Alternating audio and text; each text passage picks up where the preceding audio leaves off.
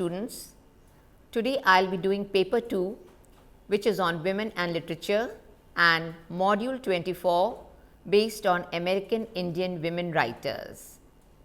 I am Dr. Neeja Sachdev, Associate Professor, Head of the Department of English, S.S. Khanna Girls Degree College, a constituent college of the University of Allahabad. So, let us begin with the history of the American Indians. Do you know that the earliest Native Americans arrived from Asia through the Bering Strait, a land bridge during the Ice Ages, many centuries BC? During their migrations, these people settled all over America, including Central and South America. Some of these aboriginals, especially in Central Africa, formed highly developed cultures like the Mayas. Now, you see this map which is showing the advent of these people, aboriginals or the natives, to the North American continent. See how they are coming. And now when they have entered the continent, they are going to settle down. So, we must talk about their settlement. In the United States, the native Indians settled throughout the country. People in each area formed separate tribes and developed their own culture, language and living style. They were originally nomadic hunters and gatherers. Later, they developed agriculture and grew mainly corn, vegetables and fruits. Now, after making their settlement, naturally, we have to intervene in their daily intercourse of life. So, if we talk about their daily lives, we will find that the tribes were very possessive of their land boundaries. They ate the meat of buffaloes that were in plenty and roamed the vast lands. They were inter-tribal wars that the tribal solved through fighting or community discussion. The culture was of community living and not individualistic. After the discovery of America, as you all know, it was discovered by Columbus in 1492. European settlers came here. Their advent brought diseases like smallpox, chickenpox and measles, wiping out large populations. The settlers grabbed lands, waged wars and pushed them towards north and the west. Now, if we talk about after their settlement, about their assimilation and their present position, let us consider their assimilation to the mainstream culture and then in relation to that, their present situation. The natives were converted to Christianity, and in the present situation, many American Indians live on reservations. Their children were sent to boarding school earlier, but now in the present situation, they manage their own affairs to a large extent. Now, talking about American Indian women. As we all know that women played a very important role in the life of the Native Americans. They were builders, warriors, farmers and crafts women. They were also medicine women who were able to soothe ill souls through their healing powers. There was a feeling of mutual respect between men and women of the tribes. More than that, many tribes have matrilineal or clan mother systems in which property and hereditary leaderships are controlled by and passed through the maternal lines. The children are considered to belong to the mother's clan. When young women in these tribes marry their husbands, They may join them in their mother's household. Overcoming all the odds of various disruptions in tribal life, American Indian women have survived. They have preserved and excelled in nearly all the fields of life, whether it is sports, education, academics, research, films, medicine, or literature. They have managed to adhere to and preserve their roots, passing on the knowledge to their children. Talking further about them, many American Indian women have taken to writing poetry, novels, plays, essays, and other literature. Their works, whether fiction or non-fiction, reflect their culture. The characters usually pertain to their own tribes. They sometimes mimic real life events and people. Now, if we consider the three very well known writers, the American Indian women writers, which are Joy Harjo, Leslie Marmon Silk, and Louise Edrich.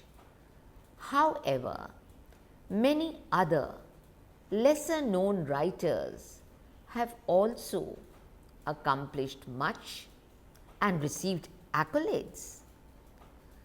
The works of all these authors has added to the rich wealth of literature now available in respect of American Indian tribes. Some writers, rather some Indian women writers, have concentrated on the past and written much about the colonial period. Other writers, they concentrate on the issues pertaining to the lives of the tribal people and tribal nations now. The pain of separation from families, forcible assimilation into the Indian Christian culture, denial of their own values, language, and customs is often reflected in the works of these women authors. Now, another point which must be taken notice of is that these women are not only writers but also teachers, researchers, and academicians.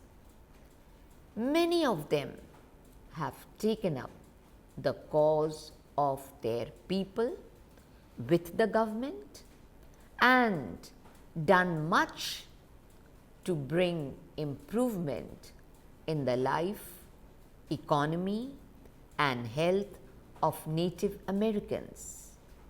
Wilma Mankiller is a very good example of such American Indian women writers. She achieved much for her tribe and wrote 2 books.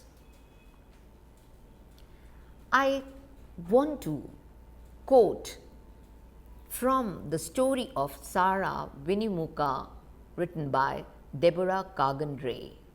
She has beautifully written about these American Indian women, talking of them as, "Many years ago, when my people were happier than they are now, they used to celebrate the festival of flowers in the spring. All the girls who had flower names dance along together. Each one gathers the flower she is named for, and then all weave them into wreaths and crowns. Each girl, in turn, singing for herself I, Sarah Winnemucca, am a shell flower. My name is Thocomet Tony. Now, Native American women were not simply homemakers. Let me elaborate a little about their lives. In fact, they served a great deal of important purposes and were essential to the tribe in other ways as well. Women made tools and weapons out of animal bone, which was indispensable for everyone's survival. Not only were they medicine men in the tribes, but they were medicine women as well. In fact, many Native American tribes believed that the women had more healing power and were able to soothe ill souls with their chants and connection to the spirit world. Medicine women gathered herbs to create healing medicines for those who fell sick within the tribe. So you can imagine the assimilation powers that these women had. And more than that, additionally, most Native American women were master craftsmen who made beautiful blankets, baskets, and pottery. Jewelry was another favorite. There was a feeling of mutual respect between men and women of the tribes. They cared for their children and husbands, just like the modern woman does today.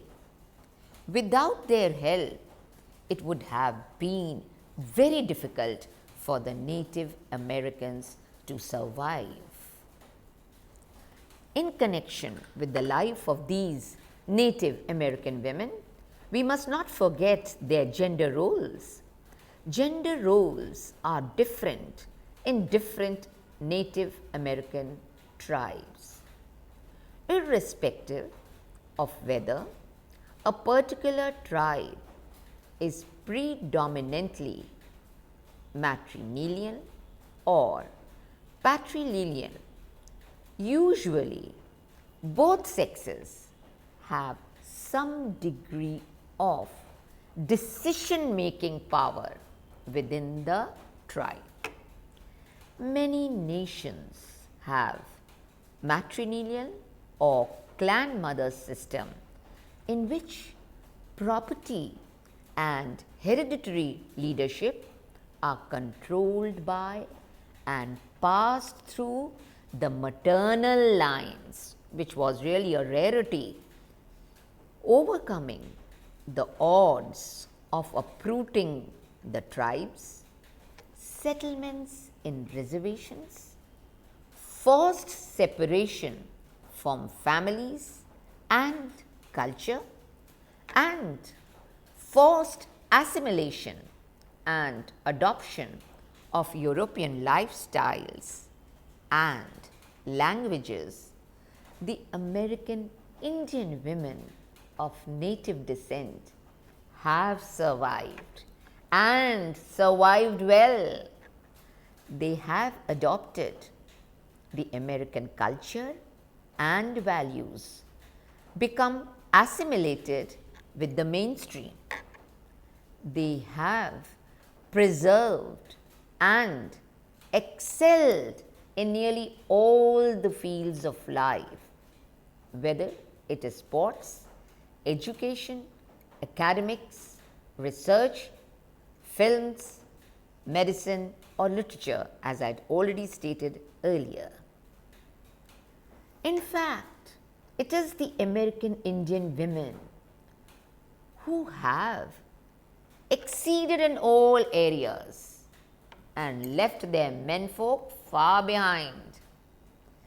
In the words of an American Indian school social worker, Rhonda V. Kersey, from the Lokata tribe, the ratio of women to men excelling is 8.2. Now, see, this is remarkable that women excel than men, and that ratio is 8.2.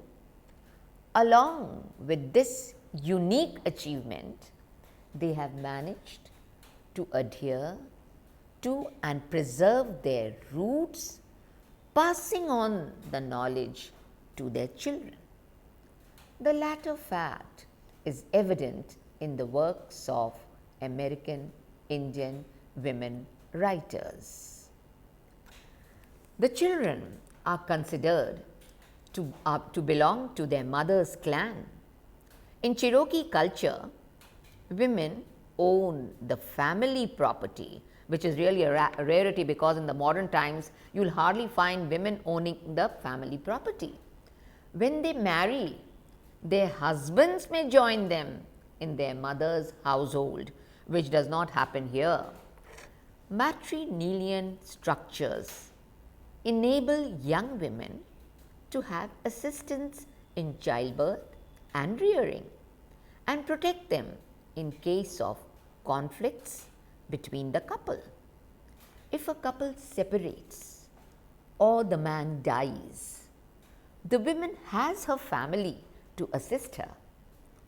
In matrilineal cultures, the mother's brothers are usually the leading male figures in their children's lives.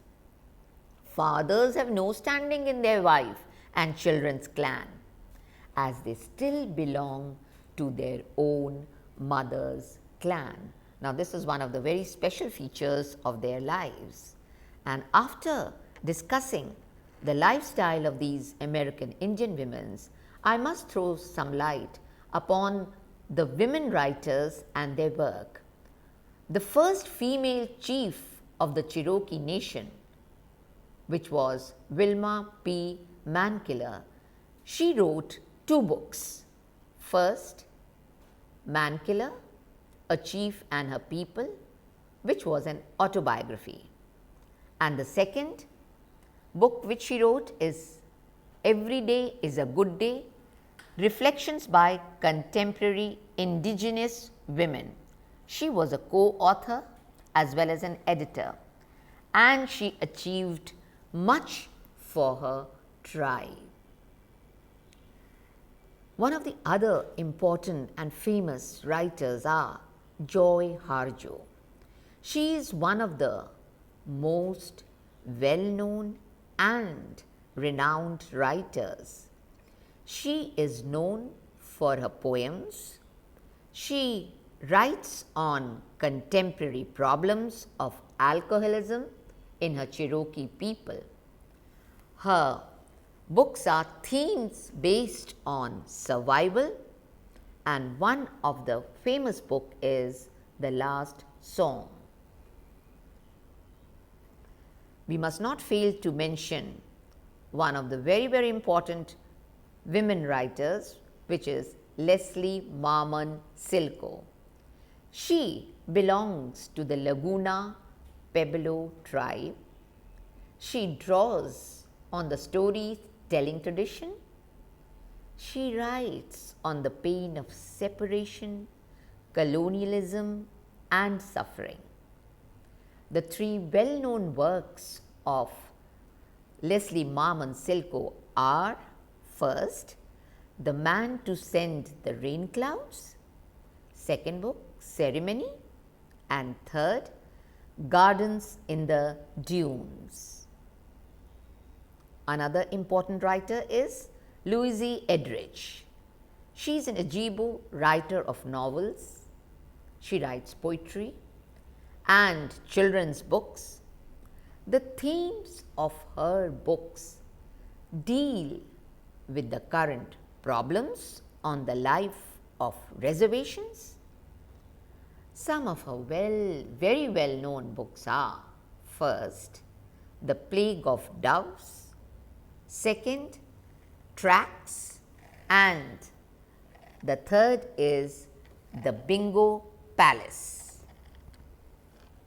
Now, after giving or rather talking about the lifestyles of these American Indian women that have settled in America, and mentioning a few of the important female writers, let me summarize the whole point about the American Indian women.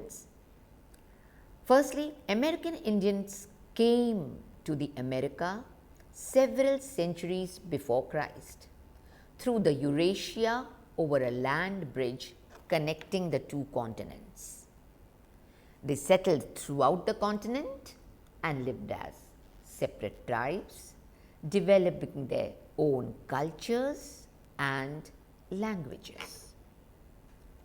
After Columbus discovered America in 1492, European settlers came to the continent and disrupted the American Indians. The settlers grabbed land from the tribes either through treaties or through invasions. The tribes were infected with diseases, as I told you, smallpox, plague, measles and chickenpox, for which they had no immunity and perished in large numbers.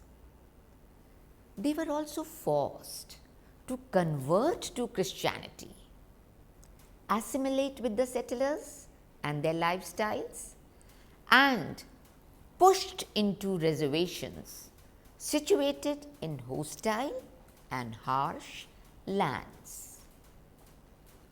American Indian women played a very important role in the life of Native Americans. They were more than just mothers of the tribes and children. They were builders, warriors, farmers and craftswomen. Some tribes were matrilineal societies and the women had power over leadership, property and children. American Indian women have risen in every field and forced or rather faced better than men. There are many renowned American Indian women writers. Amongst them, let me mention two more, that is Linda Hogan and Alice Azure. American women have mostly written about their tribes, culture, hardships faced in the past, life on a reservation, the folk tales, and the pain of separation from their roots. Lastly, they have also strived to improve the conditions of their brethren by bringing attention to their plight via their writings and their teachings. Thank you.